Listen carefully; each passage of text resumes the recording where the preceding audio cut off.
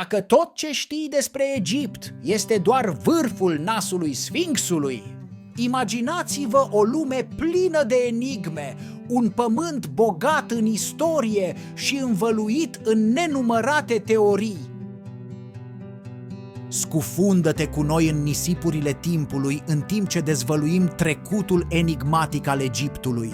Începem călătoria noastră în epoca faraonilor, o epocă învăluită în aur și secret.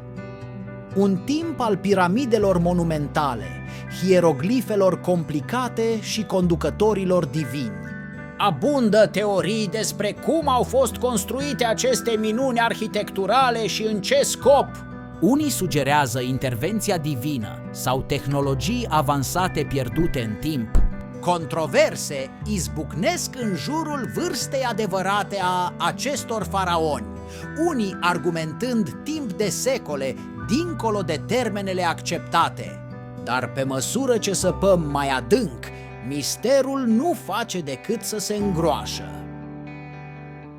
Pe măsură ce avansăm în timp, întâlnim teorii care sunt în afara acestei lumi. Mulți s-au gândit la legătura dintre Egiptul antic și ființele extraterestre.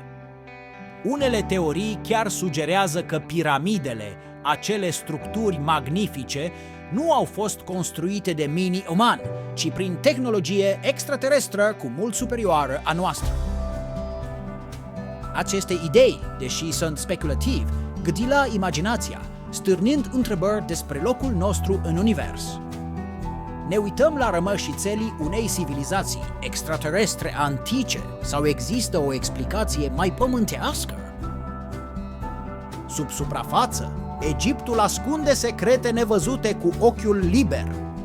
În inima piramidelor și a văii regilor, camere ascunse șoptesc povești despre necunoscut. Savanții și exploratorii au descoperit aceste camere secrete, aprinzând un val de teorii.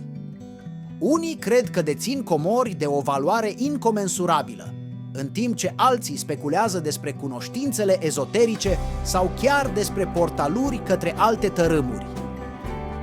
Aceste camere ascunse ar putea deține cheia pentru înțelegerea adevăratei istorii a Egiptului sau ar putea fi o altă piesă dintr-un puzzle în continuă creștere.